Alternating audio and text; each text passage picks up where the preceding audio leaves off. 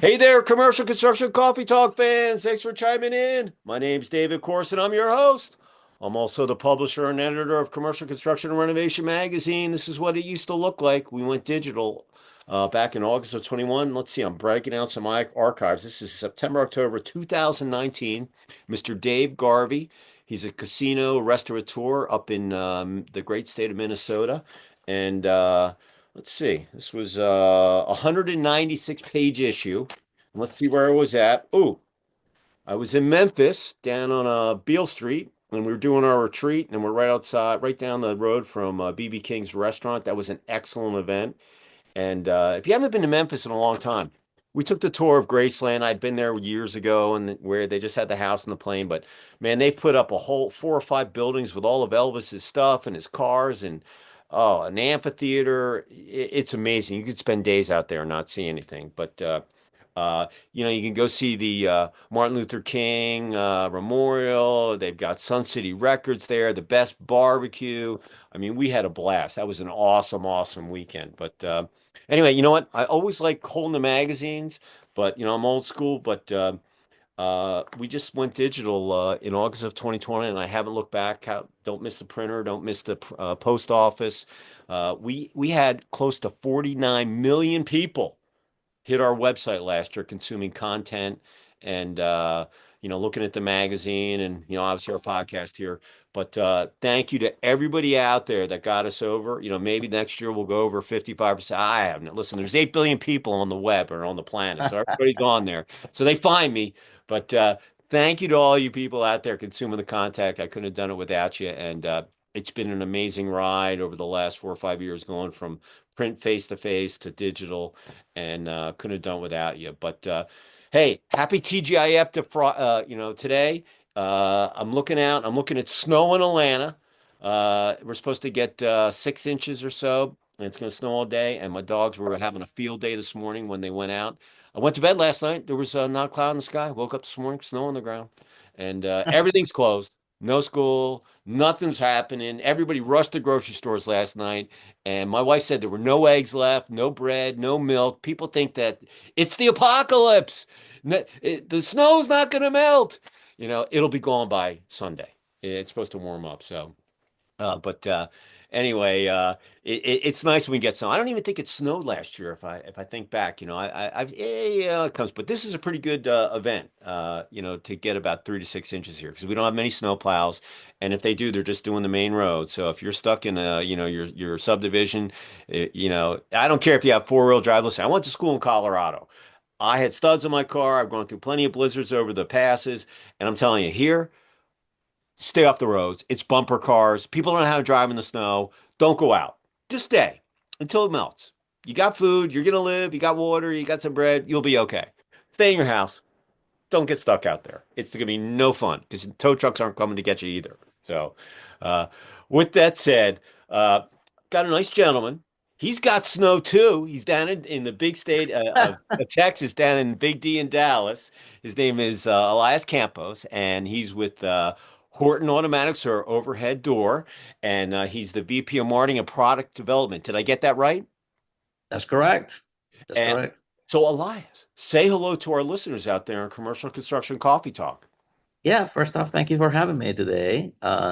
Just like you, woke up this morning also to a few inches of snow here in Dallas.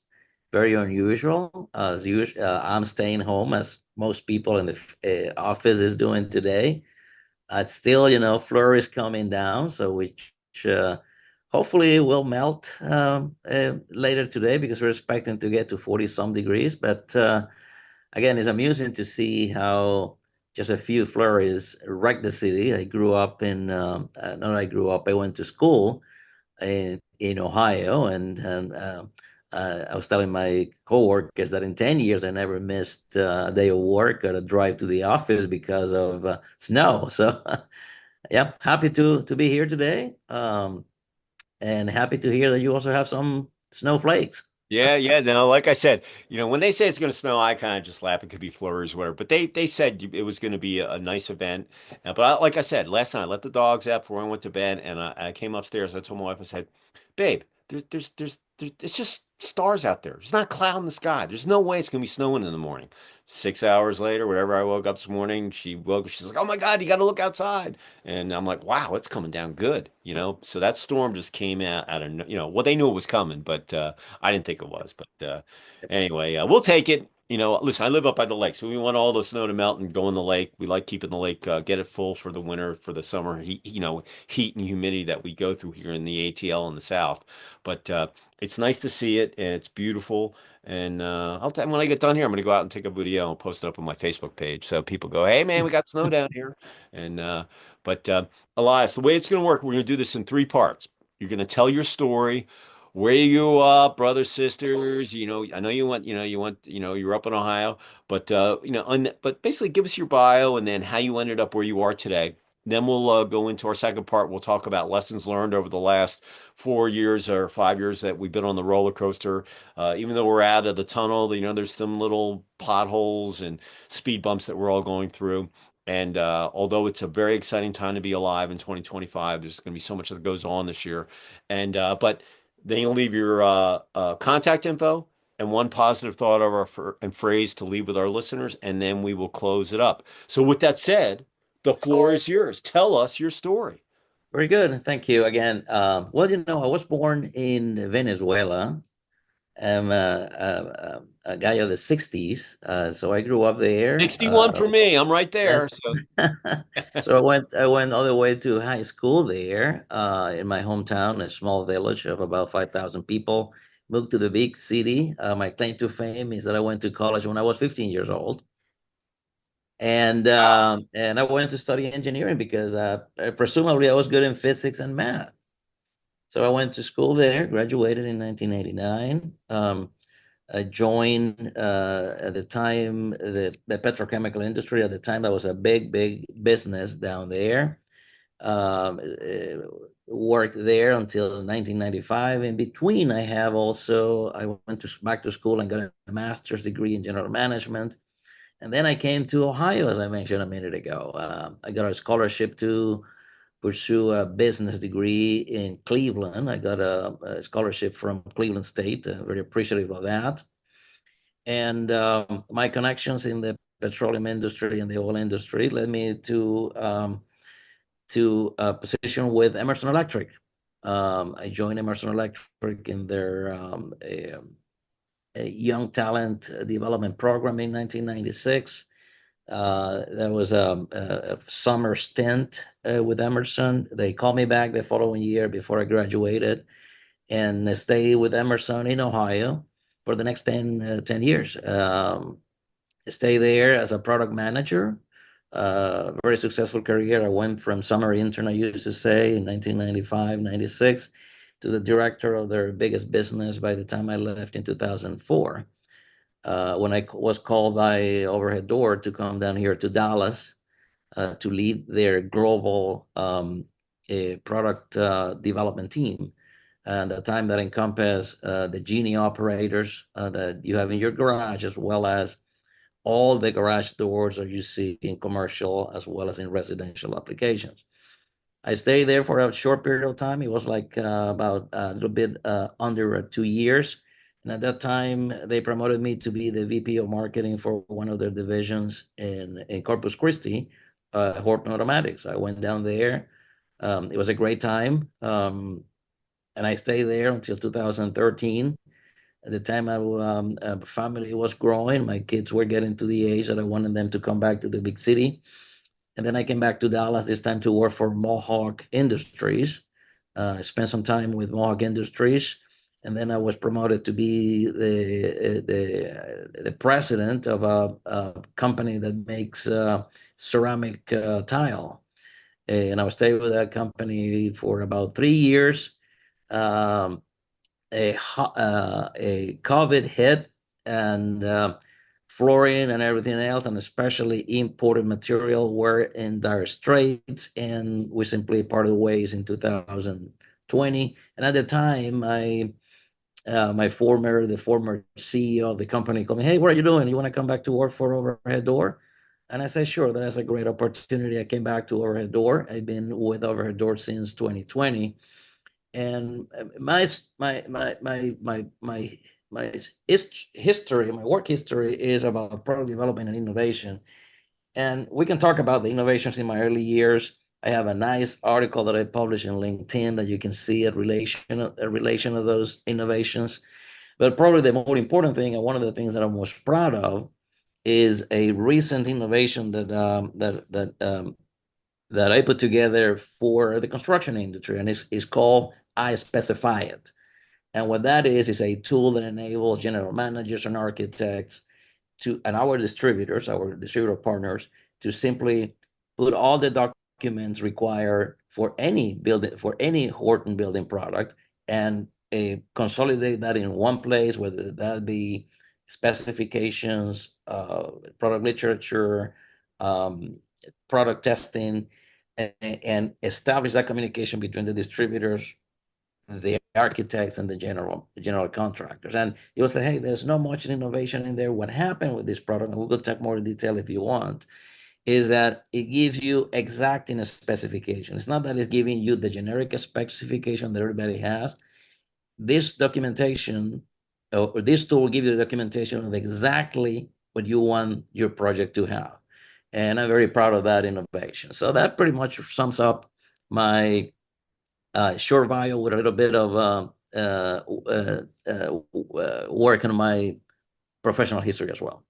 Yeah, yeah. I listen, I see the overhead door and at several shows during the year, so but very familiar. And we had you listed in our security gig that we did a couple issues back. And Yep. um uh with security the way it is right now, I'm sure when you look back at in the old days of what security was and now it is what it is today, it's a completely different animal. I mean, you got electronics, you've got design, you've got, how it's going to be installed, how it's going to be maintained.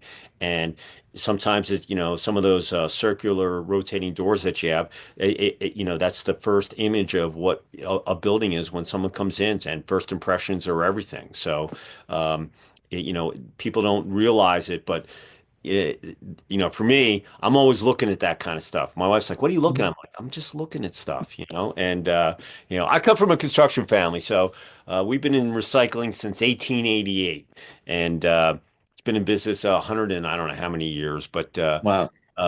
we were in steel recycling, but I laid railroad tracks, I shoveled asbestos, I knocked down buildings, we did all sorts of stuff. Right now, I'm building my house up on the lake. I'm acting as the contractor with my wife, and Mm. uh, the garage door guys that we went with, he just emailed me yesterday. Goes, "Hey man, are you ready?" I'm like, "I'm about 60 days out. The garage doors are one of the last things I'm going to put in. I got to get the driveway, laid. Once that's done, you can just ship them to me and we'll get them installed." But Yeah. uh, Be sure to get a window door, because if you're in the lake, and with this crazy climate that we're seeing of late, you see these high winds and these storms moving north more and more and more. So make sure to get a wind loaded garage door for your new building. Yeah, they actually the agency I'm dealing with, he emailed me yesterday, and I put a residential column in my in the magazine, and so I've been talking about everything I learned every month. So I went through the permitting process, and my wife's an interior designer, like a residential contractor, but we had never done a ground up. So we bought the land back in 2020. And we sold our trophy house. We have a little house that we live in right now, and we were just sitting on the land. And at the end of last year, the HOA came down to me and said, "Hey, you need to build this house, or we're going to start fining you." And there's only 52 homes in there, but it's on the lake. It's got a dock permit, and so yeah, I was familiar with everything, but I had to go find a grader. I had to go find someone to the engineer to do all the LGP, the LTP, all the different Hmm. surveys, and had to find a framer, a roofer. But once the house was done and it's complete now we're getting into the interior stuff where, the plumbing, the electrical, all my wife had all that stuff. So it's all downhill from here. I was up with the inspector yesterday, doing finishing up my major inspection, and He's like, hey, for a first build, this is pretty clean, and I'm like, hey, listen, I don't do it. We just hired really good subs that get stuff done that we don't need to babysit, but you still got to go up there and look. But it's been, it's been amazing. And, uh, we weren't sure if we are going to keep it or not, but now someone just made an offer to us to buy it. And Ah, I told my wife, I said, "Hey, I could live up there, but to be honest with you, I'd want, I want to go build another one." And ah. and I come from a builder, and so I just Well, said, "Look, if you want to live up there, we'll keep it. If, well. we'll sell it and we'll go build another one." Yeah, maybe you find your calling here, and it seems that the project management went flawlessly. So Well, that's good. what's crazy is in the county that I was in, or where we were building our land in. There's a big lake up here called Lake Lanier. It's got 600 miles of coastline, and they backed up to Chattahoochee. They built this thing called the Beaufort Dam. It's almost like the Hoover Dam. You should see this Yep. thing. It's amazing what they did from a construction engineering point. But they don't, they're not giving out any more dock permits. So if you have a dock, your land, And my wife came home in 2020. She's like, I just bought this land. I'm like, really? And so we were just sitting on it, and uh, and I told her, I said, look, if we're going to build it, we should build it ourselves. So we went to the county. You have to be a licensed contractor. So I reached out to someone that I had on my one of my covers back in 15, I think it was. He built a lot of Toys R Us's and big boxes. He was building those retail stores that were in hotels and stuff. Anyway, he got into the lake frontage, residential side. So I called him and I said, "Look, can you sponsor me or pull the permits for me? I'll be your project manager firm. We'll do everything. We just need to but I want to go through the permitting so I know how it works." So I created this residential column, and every month I've been talking about things that I learned if you wanted to do a DIY and do it yourself. And I talked about, dealing with the municipality, getting the permitting done, finding the right subs, and treating them right, and just and I was very, and gone up and taken video of everything, when they were pouring the concrete, the footings, so we went through all of that. And what was great was, like, yesterday we were up with we got a third party inspector to do our inspection on it, and the county has to come out and review it. So the inspector who he approved us, county was up there yesterday, and he's like, "Hey, your pipe, your vent for your flue or whatever they want to call it, uh, on your hot water heater, it can't be touching anything. So you got to get it off, the one, So these are just little things. So as they went through, they go, this is really clean. It's just little things here and there. Oh, I need an extra strap on the HVAC duct, but it's really, really clean. But if you build another one, these are things that you can tell your subs that, hey, you want to make sure that these things are done so you don't have to deal with it.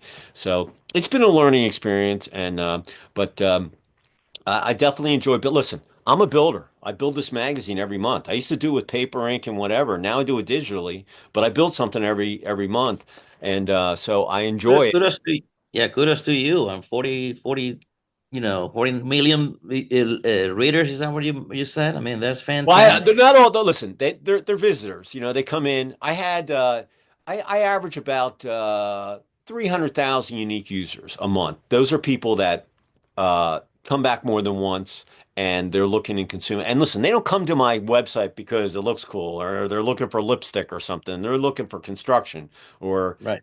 they're in real estate or facilities or development. And but it's been amazing. Listen, before the shutdown, I never had that kind of traffic. But now Yeah. everybody, it's on there, and it kind of just snowballed, and now it's mind-boggling. So I've become a content creator. I took a sabbatical last year, kind of let the magazine, and I took these digital classes, and I got Google certified and Microsoft certified, and TikTok and Google Ads and Facebook. I mean, all this stuff. But I've put my infrastructure in place, so I built a digital agency. So I'm a publisher, but I also do all that stuff. And it And also a great product project manager. So listen, you have a great product. I enjoy reading your magazine.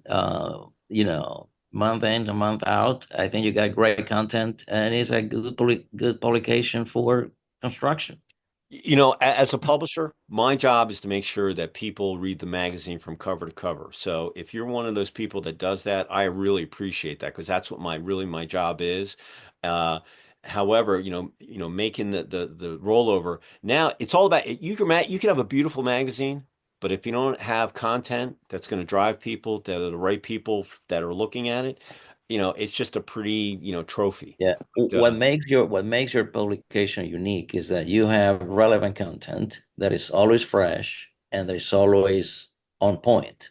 So I think we involved in construction, we go to your publication to see what is the latest and what others are doing. So keep up the great work. I think you got a fantastic publication there, and I enjoy reading it every time I can. hey, I want everybody to know I paid him $100 to say that out. Okay.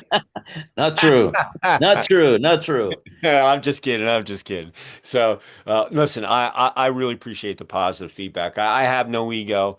I just, I love what I do. The day I stop having fun is the day I should go do something else. As long as I don't, lose my eyesight or get arthritis so I can't type, I could probably do this for, ways. I'm 61. I'll be 62 in June this year. So, it's been a wild ride, and like I said, I have fun every day, and I learn something new every day too. So but listen, talking to people like you, like, you've been in my security issue and this and that. We post stuff for you, and that's what it's all about. It's a two-way Yep. street, business. So, um, Yep. well, let's talk about March 2020.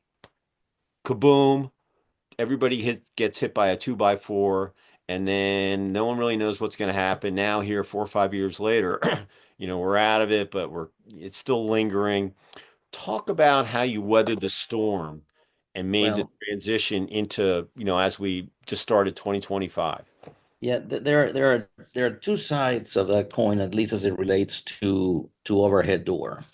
Um, uh, we all know what happened in that time. Supply chain issues.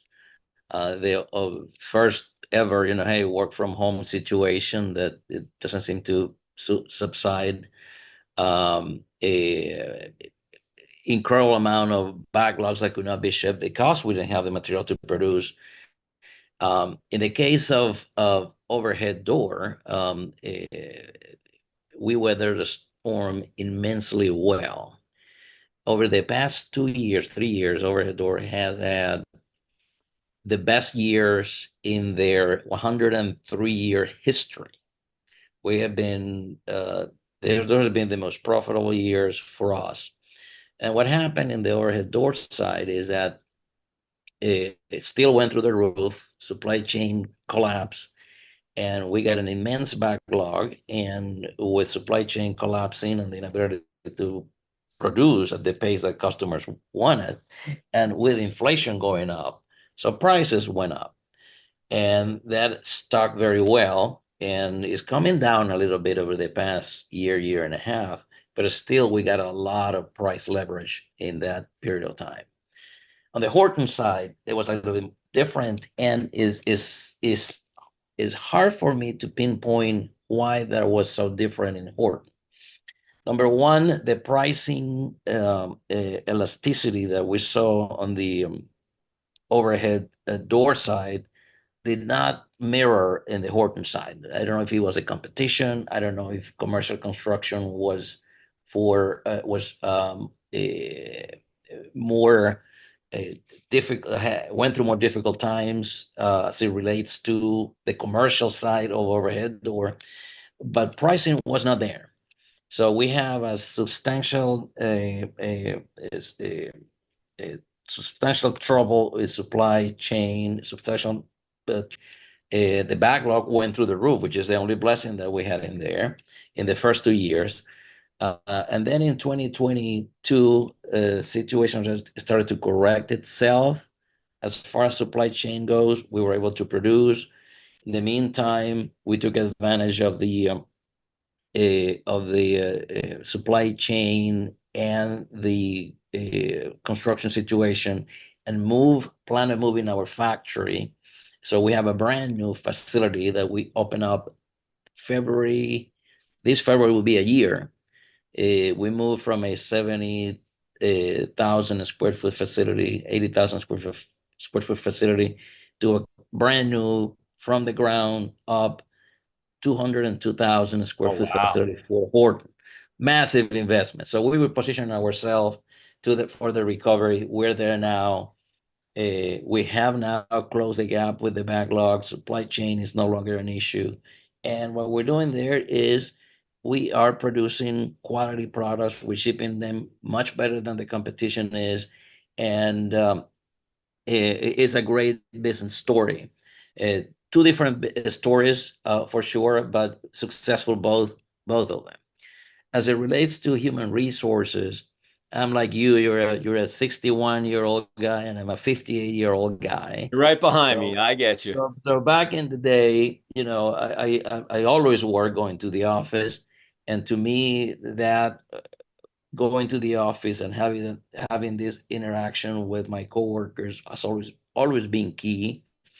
I kind of struggle a little bit with this remote working and this WebExing and Zooming type of work.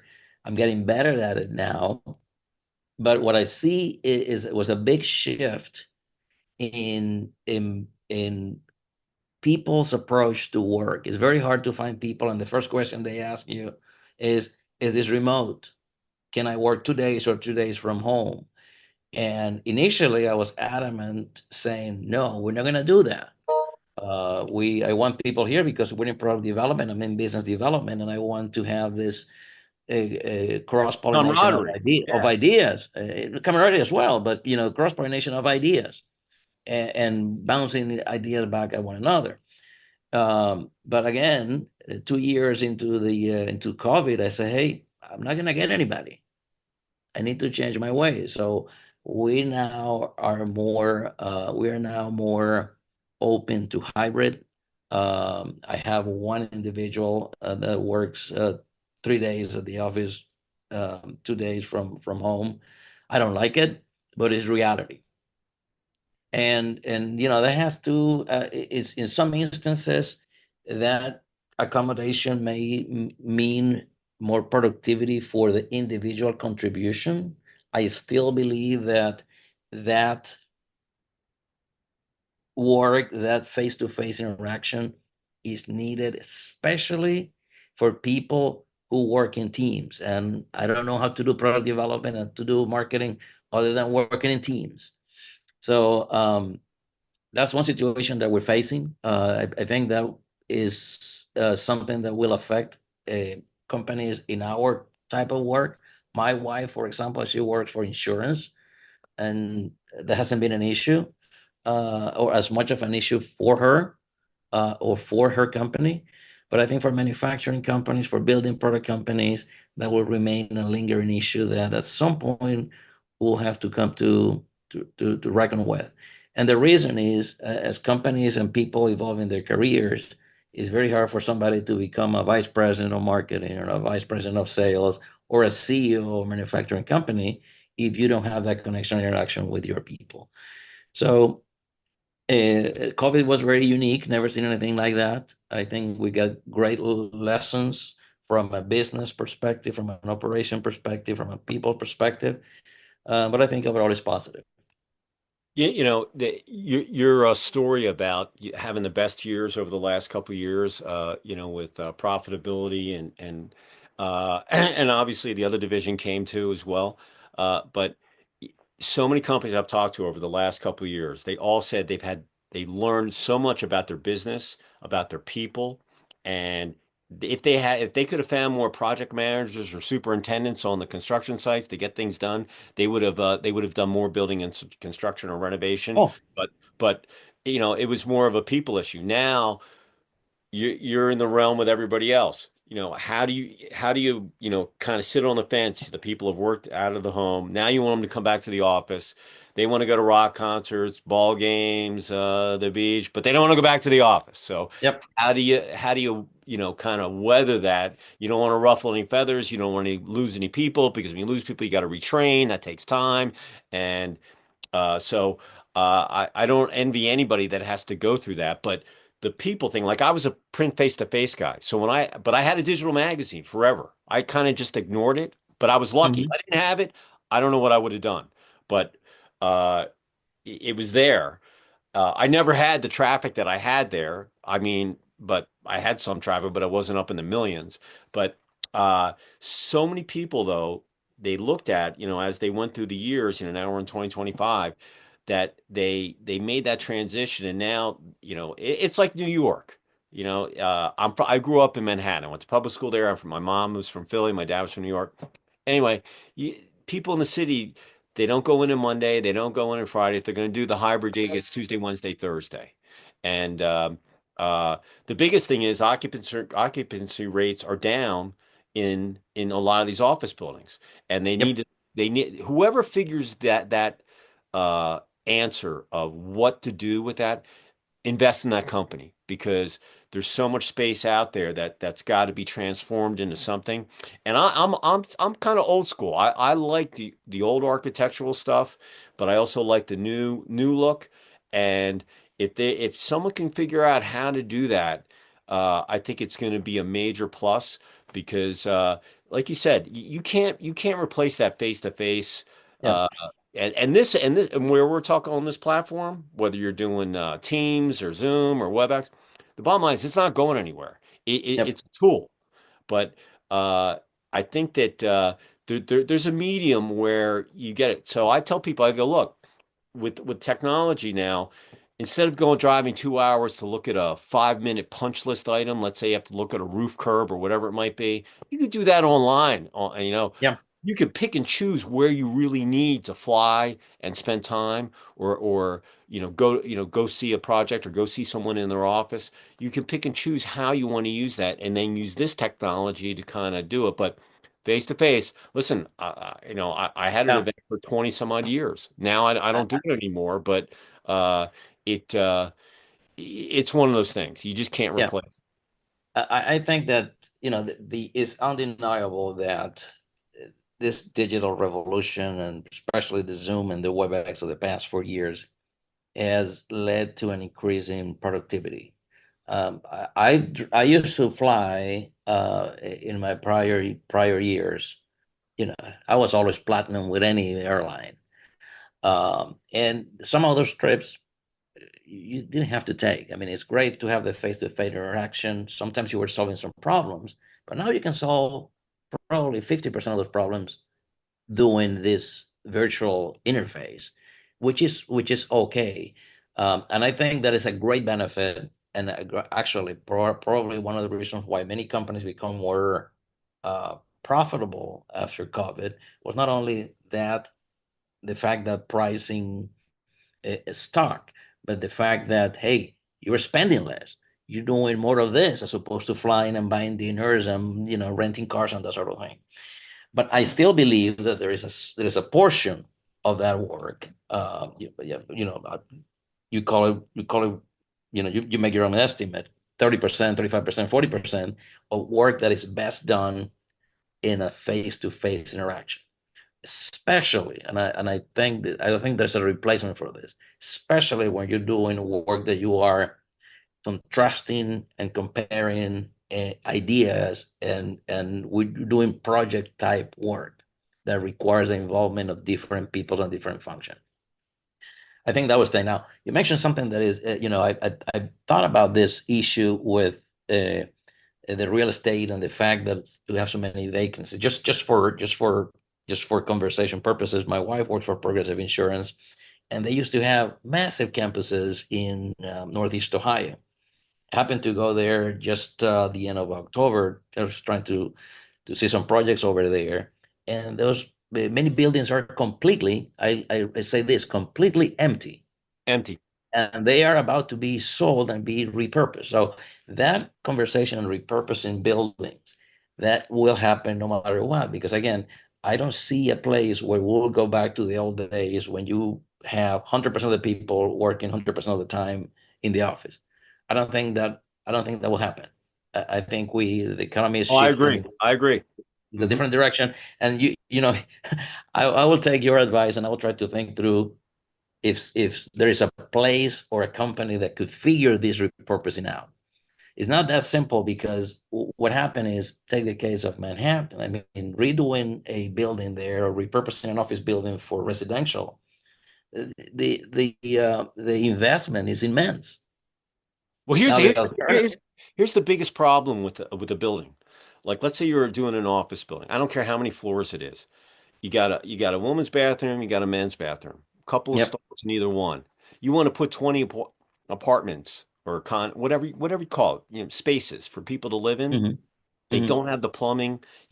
That's the biggest issue that I think, or Yep. putting they don't have that bathroom gig. They have them, but they can't unless you're going to have a community one, or like you Yep. would do it like in an Airbnb or something.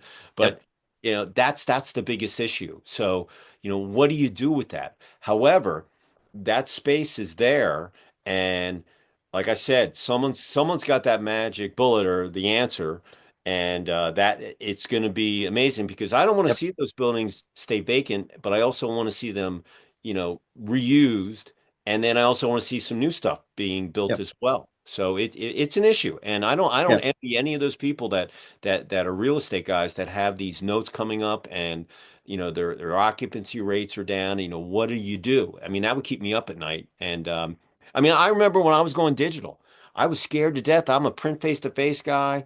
I was lucky I had my 10th anniversary in January of 2020, putting my first issue out.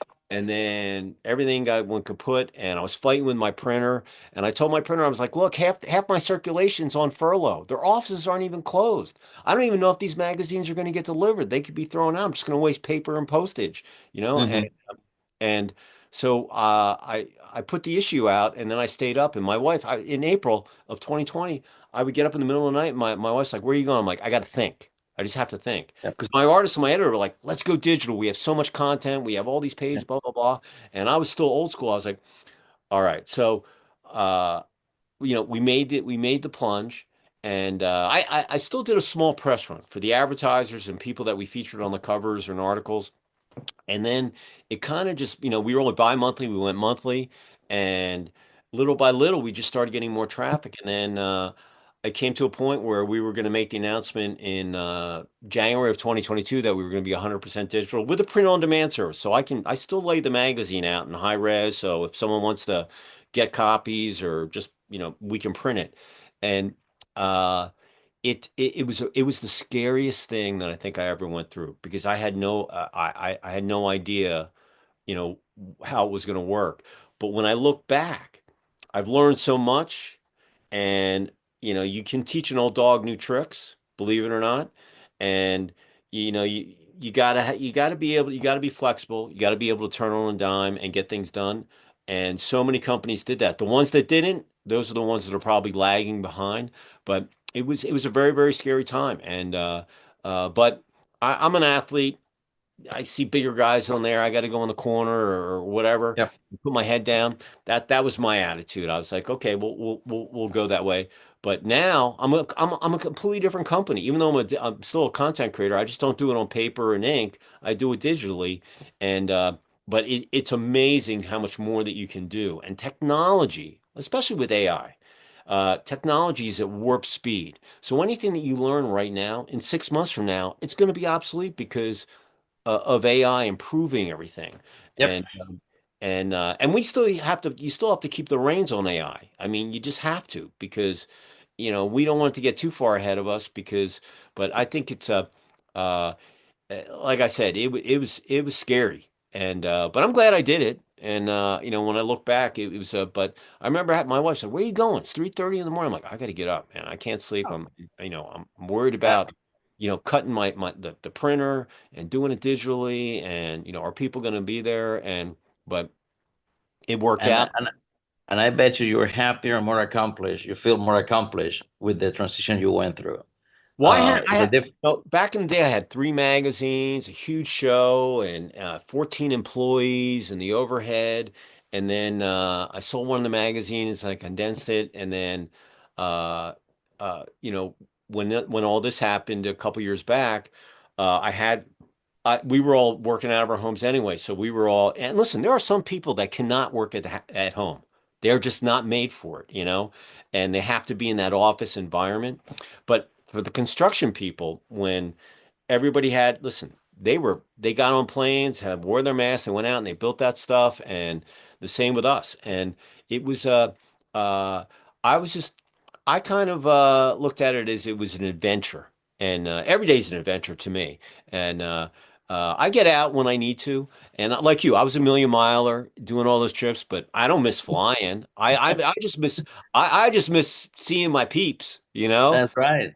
I like shaking hands, I like seeing people, you know. I'm not getting any younger, you know, and it, but that people thing is just a really, even if it's just shaking hands and saying hello at a show, and uh, and I didn't even walk shows for about 2 or 3 years. Last year was the first year that I really got back out on the road and looked, and just to see who was out there or who had transferred and went to another company or who retired or whatever, Yep. and but like you. You know, but you're not alone. There are so many companies that have that conversation. Well, how do I get my people? Do I give them the hybrid? And you don't want to ruffle the feathers. And the people that prove themselves, you know, let them have it. Or, you know, there's a midway point where everybody can be happy, in my opinion. There is, and I guess one of the things that for people at the higher levels, the challenge is to make sure that productivity is equal or better in this new arrangement than when you have people in the office. And that sometimes require a lot more thinking, a lot more being deliberate on your work and preparing for work and on the stuff that you require. Because again, the interactions are fewer, they have to be more on point and very specific.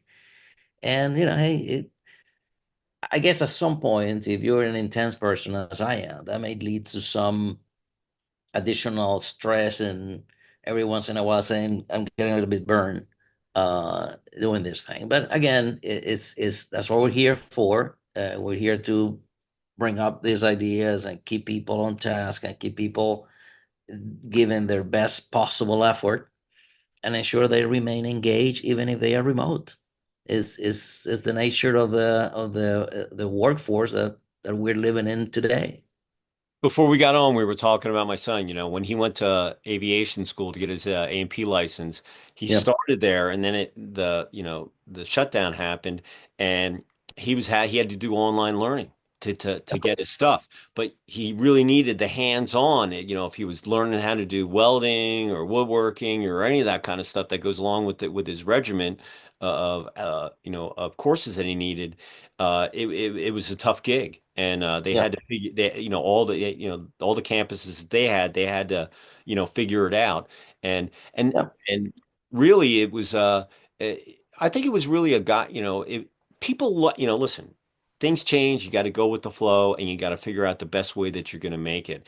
But like I said, so many companies over the last 3 or 4 years, they all said they had some of the best years because they learned more about yeah, themselves, more about their products and their company, and now that they've kind of figured out how to which way to go and weigh things with operating it, that it's just been positive. And yeah. so what do you have coming down the pipeline that's interesting, since you're in product development, for Overhead or for Horton, that our Well, listeners out there would be interested in? we're always working on product innovations and business process innovations. I mentioned to you early before we started the call that I've been working. We just launched this specification tool. This is very unique. This doesn't exist. It's patented by us. We're in the process of getting the word out with that tool. And I will encourage everybody here in commercial construction to go and check out ispecifyit.hortondoors.com. That is a unique tool that doesn't exist anywhere. Nobody else has it. Nobody else can have it for the next 20 years because it's patented. And we're spending a lot more work and effort trying to get more that type of business process and also this digital transformation ideas in place. In the case of Horton Automatics and Overhead Door, one of the things that we're trying to do is develop this cloud-based system by which you will know where every door that we make is installed and where every door that we make is being maintained and how many miles in quote the door has, what kind of preventative maintenance need to be put in place.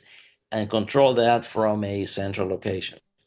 We're trying to do that in conjunction with our partners. So the idea there is that we will know that our doors will be outfitted with the material and the software and hardware for them to be connected to the internet. It will be the Internet of Things of a few years ago. But the idea is if you're in Atlanta and you are my distributor in Atlanta, you will have access to the doors in your territory. So Okay. that information is for you, it's not for me. Mhm. So you will know, hey, I have this door here that has now 25,000 cycles. I need to go and check out the edge sensors, or I need to check out the speed, or maybe the wheels needs to be replaced. And I think that's the future of the future of the business. We obviously we're a manufacturer on the overhead door side. We are a hybrid manufacturer and service provider on the Horton side. But we believe that for our partners, that is a tool of the future, giving them the ability to know, okay, have in the case of Atlanta, going back to that example, a large metropolitan area, you may say, well, I have 20,000 doors that I could serve, and here are the ones that are in green that I need to service in the next 90 days. Here are the yellow that I need to service in the next 6 to 9 months, and here's what is coming in the next year. And that way, you number one, obviously have a good pulse on your local business. Plus, you have a better sense of your revenue stream coming down the road. So we're working on that. We have some of these already in our operations in Europe. So we have some leg up on this. But that's one of the big things that we're working on. Obviously, we're working on different products. That's less exciting in the commercial space. I mean, an automatic door has been an automatic door for some time. Obviously, we're doing this the enhancements with the new technology as far as electronic goes, safety, and that sort of thing. But that's not quite as exciting as the business model innovation that we're trying to put together. So stay tuned on this because this is coming soon. But I insist, if you want to get a preview of what these innovations look like, go and check out this. I specify it .hortondoors.com. I'll put that in the description for all you listeners out there too, if you want to take a look. And hey, listen, every facility's got a door. You know, it might not be an automatic door, but it's the entrance to your business, and hopefully you have customers walking in and out with a happy, smile. And you get, it's like everything else in a commercial facility. You got the roof, the floor, but you got to have a door to go in, and first impressions are everything, and you want it to be working. I've had about Yeah, 5 houses down here, and I always had maintenance done on my garage doors. Whether it was the spring, or the motor. It's like anything else. If you maintain stuff, it'll last a long time. But if you absolutely. if you neglect it, it could get Yeah, expensive, and yeah, no matter what you're doing. So, my kid, he went to so he when he's it was all about maintenance, and I was yeah. like, yeah, maintenance, man. It's just like you got to change your tires, you got to keep the oil, you got to make your wipers. If you can make stuff last longer, but you got to be proactive to do it. You just can't let it go and I think now I know why I hear that. Am I right? Absolutely. Now, you asked, I mentioned product innovation, and I kind of glossed over that. One of the things that for the commercial people here, and especially for architects, we back in 2021, right at the heart of COVID, we acquired a company in Salt Lake City that makes a very unique product. Is fire and security accordion style doors. And the beauty of these doors is they can be as big as you want them to be, 200 feet, 150 feet, 30 feet high, doesn't matter. And what they do is that these are concealed doors that nobody sees. And when you have a fire alarm situation, that simply seals the building, and it functions as a fire door. Why is that unique? Well, if you're an architect and you have a door that has no size limits, you can design the space however you want. So go and check that out from a product perspective. That is a very unique product. It's been around for a while, but for us, it's a great innovation that architects and commercial construction GCs need to take a look at. Check out onedoor.com. There you go. So listen, listeners out there, commercial construction coffee talk.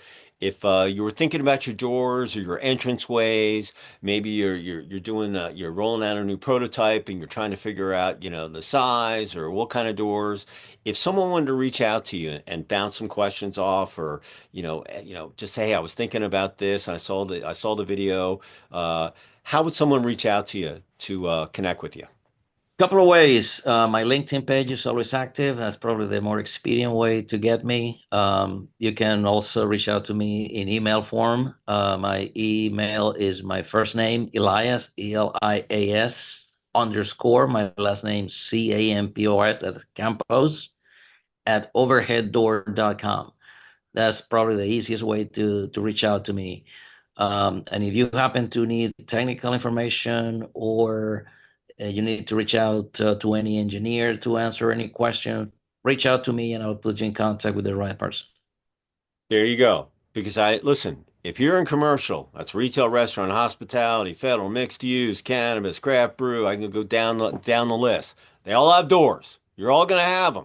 So if Yep. you're looking for something innovative and a company's been around for, a long time, and you want to look at something new, especially, and then have everything on the cloud at your fingertips, reach out to Elias and he'll talk to you, or he'll get in touch with you, with one of his technical guys, and you guys can figure it out. If anybody wants to reach me, I'm at David C at CCR-mag.com. Listen, Elias is one of my advertisers, and but he sent me a press release, and from his PR agency, and I just said, hey, Roger, we should get Elias on the podcast. And he's like, hey, that'd be a really good idea. Let me throw it at him. Boom, here he is. But it all came from a press release. So listen, send me stuff. We listen, very tough to get in the magazine, but we have a bunch of different platforms, and we post content all day long. That's what we are, content creators. And it could be an anniversary, it could be a new product announcement, it could be a new factory that you launched, it could be a golf tournament that you raised money, for scholarships, for internships. Send me anything. And one of the things I found out as we've gone through this transition, uh, is that a lot of people found out that no, all work and no play makes you a dull boy, so, or girl. So the bottom line is, I've added some other content on the site, where, how to pick the right tires for your car, or what's the best insurance to purchase, or, so I have some other content on there that I've kind of branched out. Most of it's construction facilities, real estate development. Don't get me wrong, but I've kind of put that work-life balance out there, and I just put stuff out there that you can find. And so don't be shy. Send it to me. Let me judge it. I will find it. And listen, our turnaround time's like 24, 48 hours. We send it to you. I got two nice ladies up in Chicago. They post all day for me. That you send it to them, they'll send you the URL, they'll index it. Google will find you. It's good for your SEO, which is search engine optimization. That's how you find stuff on the web, and it's a win-win. We get some good content. You get we give you the URL, you can share it, and but once again, it's like playing the lottery. If you don't buy a ticket, you can't win. If you don't send me something, I can't post it. So send it to me. That's what it's all about. Communicating. It's a win-win. And so I can appreciate that. Elias, if there was one positive thought or phrase as we finish up here that you'd like to leave with our listeners, going into, well, we're almost halfway through the first month of Q1 of 2025, but plant something in someone's mind, what would that positive thought be for our listeners? Well, we got a good start in 2025 with the new administration. We have great hopes that the economy will continue to point in the right direction. We are equipped to help everyone in commercial construction with all their door needs, whether they are pedestrian automatic doors or vehicular doors. We always in the look for that unique and new project that we could add value to you. We are not shy of customizing solutions. In fact, that's our original claim to fame. And after 100 years, we continue to do that. So bring us a challenge. We're ready to help you out. We're ready to do the work to make your project unique and make your product fulfill the needs of your design. So there you go, everybody out there in commercial construction coffee talk. He just, made you think about, hey, come and challenge Elias and his team to see if they can make it happy campers. Let's get into the game together and see if it can happen. I love challenges. That is the best. Yep. I'm probably gonna take that and use it somehow. You know. Last year, I ran 5 to 7 miles a day. I ran over almost just under 2,100 miles every day. But every day after my run, I would do a little video and I would do a positive thought. So I went through it last year. I finished it. I'm going to turn it into an ebook. This year, I'm doing a positive. What's the positive word of the day? Just a good word. And so challenge. I like that. So I'm going to use that at some point here. I'm going to give you some props in it. So there you go. I'm going to give you the credit for it. Hey, I had this person on and challenge it. You need to use that. You got to put that up there. Being challenged not only does it make you better, competition makes everybody better, but keeps you sharp. And even though you think you know it all, you always got to keep learning. And but challenge, man, I love it. Hey, Seriously, seriously, that tool is unique. And again, it will make the life of architects, general contractors, and our own distributors a lot easier. You don't need to be an expert indoors to correctly get the exact specification for your building. That is unique, that is powerful. Go check it out. Challenge stays. all right, so you've got a challenge out there. Take advantage of it. Go take a look, and then email and say, "Hey, man, that was actually pretty cool." So, and he's going to back it up with some bucks too. And you listen, I don't know what else is out there, but believe me, he's backing it up. So, challenge is out there. Take him up on it. Yep. As we finish up, a couple things. Number one, if you're on the construction site, we want you to be safe. I want you to get home, be able to have dinner with your spouse, your kids, your pets, get some REM sleep, get up and do it the next day. Number two, even though it's snowing here, gotta drink water. Okay. You gotta stay liquefied. And if you're hydrated, number one, you're gonna have a better day. You're gonna sleep better. But look, put some electrolytes in there. And but if you keep yourself liquefied and hydrated, you're gonna be more productive. You'll have less accidents. You won't get headaches. When you get headaches, things happen. And like I said, you're just gonna sleep better. And last but not least, hit the like button. So the algorithms out there on YouTube will find this video and we can push it out there so everybody can be challenging uh, Elias with his, I specify it. So, uh, There you go. yeah, absolutely. So listen, everybody, it's the second week of January. You got TGIF today. You got the weekend. You got the national championship game coming up on 20. We'll find out who the Irish are going to play. They beat Penn State last night. You got Ohio State and Texas. I'm sure the state of Texas is going crazy, down there in Big D or in Austin. And we'll see who's going to play. And then you got the Super Bowl. And you got all this other stuff going on. So and I'm telling you, it is the most amazing time to be alive because if the administration does what they said that they were going to do when they got elected, it is going to be you're going to see history made, and I'm all for it. I just want everybody to prosper, and the world is a crazy place, never a dull moment, and but be positive. It's just an amazing time to be alive, and I think that you're going to see history, in the making. So, any final words before you say goodbye from down in Dallas, Elias? Well, everybody stay safe. Be hopeful. We think we have a great year ahead of us. I think we're in the best country on the planet. We have the best economy also on the planet. And let's be proud of being in this country. Well said. And listen, let's send some hearts and prayers out there, everybody down in Southern California. I mean, those fires are just devastating to see, what happened there. But that's Mother Nature. But we're in construction, so the only good thing is that I'm trying to make a positive out of a negative. We'll rebuild. We're going to hopefully build those homes so they won't get ruined by fires, and maybe they'll get some, all the things that went wrong, they'll figure out, fix it and make it good so things last for a lifetime. And but those people down there in SoCal that lost their homes, my heart goes out to you. So I'm sending positive thoughts to you out there. And you're gonna make it. Just hang in there. I know it's brutal, but you're gonna make it. So just hang in there. So Elias, say goodbye from Dallas. Goodbye, everyone. Thank you, David, for this opportunity, and let's keep going strong. Absolutely. Finish strong with momentum. That's why I say every week. Go through your Yep. 5 days. Monday's a wind up day. Tuesday, Wednesdays, Thursdays, you turn it up. Friday's a wind down day, and then relax on the weekend. You earned it.